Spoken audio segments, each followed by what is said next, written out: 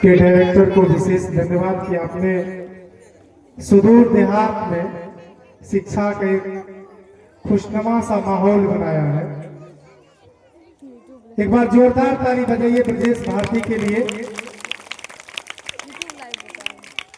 सम्मानित मंच और इस सम्मानित मंच पर उपस्थित इस पंचायत के सिरताज हम सबों के अभिभावक आदरणीय मुखिया प्रतिनिधि वीरेंद्र प्रसाद यादव जी, हमारे बीच मुख्य अतिथि के तौर पर उपस्थित जिला पार्षद, हम सबों के सुख दुख में साथ रहने वाली निर्भीक और युवा के आइकॉन जिला परिषद सदस्य पूनम जी, इस पंचायत के नवनिर्वाचित पैक्स अध्यक्ष अमरेंद्र प्रसाद यादव जी, रंजीत पासवान जी और हमारे बगल के पंचायत कोरियापट्टी के जवान सरपंच, दिन से रात तक जनता के बीच में उनके सुख दुख में रहने वाले जवान सरपंच संतोष कुमार मंडल जी, रंजीत पासवान जी, हमारे राष्ट्रीय युवा महासंघ के हमारे साथ आए संजीव कुमार सिंह जी, सुमन यादव जी और एस पांडे जी सहित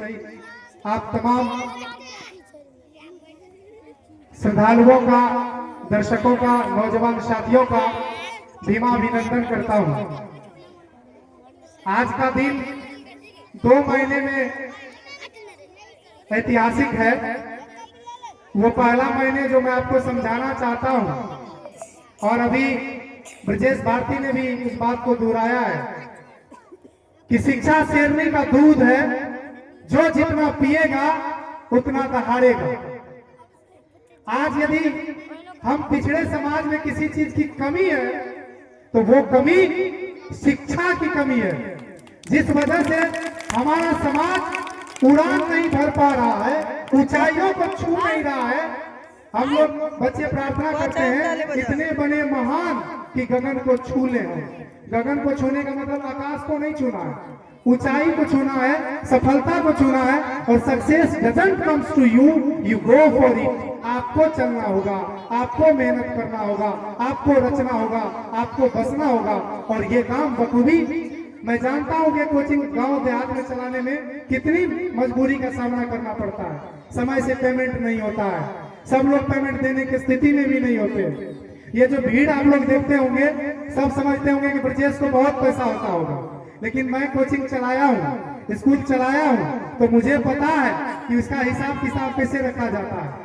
बहुत आधे तो ऐसे हैं आए राम गए राम। और ब्रजेश जी गांव में रह करके शिक्षा दान कर रहे हैं। एक बार जोरदार ताली पुनः इनके लिए बनाए कि गांव में रह करके, और इनका मैं बराबर सोशल मीडिया के माध्यम से देखता हूं, इन छोटे छोटे बच्चों का टेस्ट दे करके और वो सोशल मीडिया पर दे करके इन बच्चों का हौसला अफजाई करते रहते हैं। ये बड़ी बात है। और शिक्षा के बिना आज जो पहला मैं ऐतिहासिक बात बता रहा था, ये हमारा आबादी भी इस क्षेत्र का कुशवाहा की आबादी है और बाबू जगदेव कुशवाहा का आज जयंती है। इस मंच से मैं उनको नमन करता हूं जिन्होंने नारा देने का काम किया था, 100 में 90 शोषित है, शोषितों ने ललकारा है, धन धरती राजपाट पर 90 भाग हमारा है। ये बच्चे जब पढ़ लिख लेंगे तो 90 भाग हिस्सेदारी मांगेगा। और ये हिस्सेदारी जिस दिन मांग लिया इस देश के हुक्मरान से, शासक वर्ग से, उस दिन दिल्ली का सत्ता हिलेगा। इसलिए सत्ता ही, चूंकि सामाजिक परिवर्तन किए बगैर राजनीतिक परिवर्तन संभव नहीं है, लेकिन आज लोग जोर नहीं आजमा रहे हैं, चाहते हैं कि तुरंत राजनीतिक परिवर्तन हो जाए। ये संभव नहीं है जब तक हमारा समाज नहीं समझेगा। क्योंकि समाज, यदि हम चाहते हैं कि हमारा नेता ईमानदार है, तो सबसे पहले आपको एक ईमानदार समाज का निर्माण करना होगा।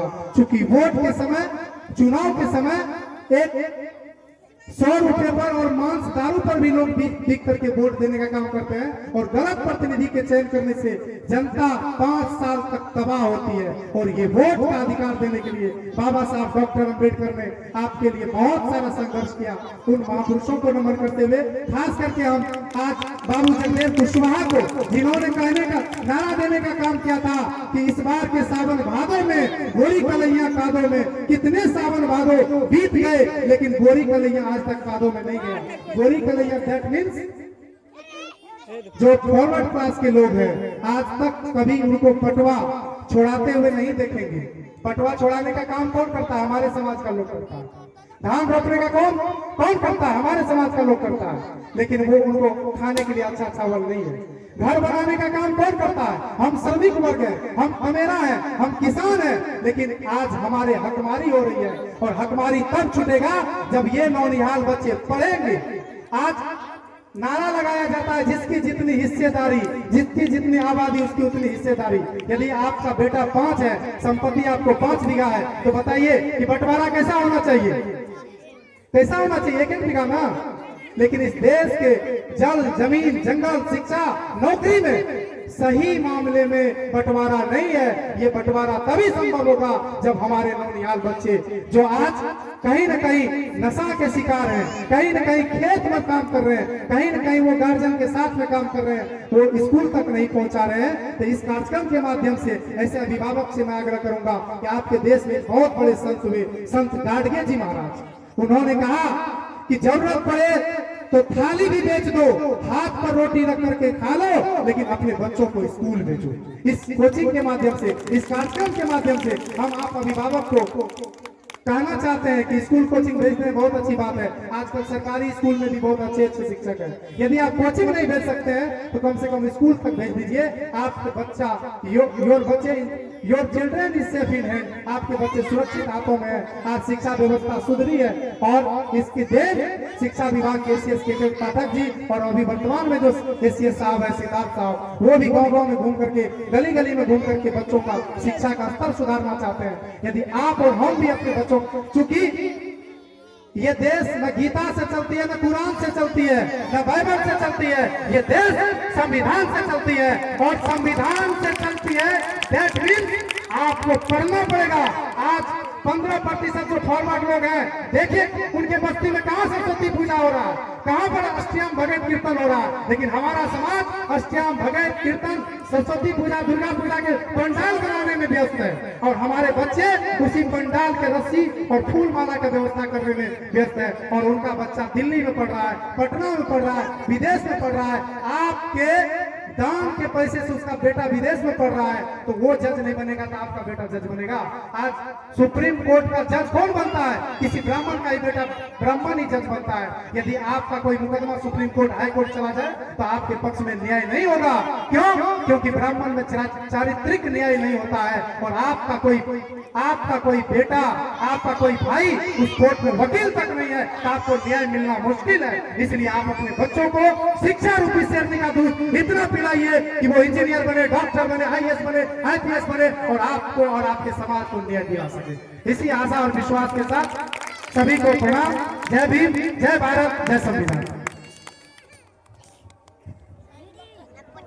कहते हैं कि न संघर्ष न तकलीफ हो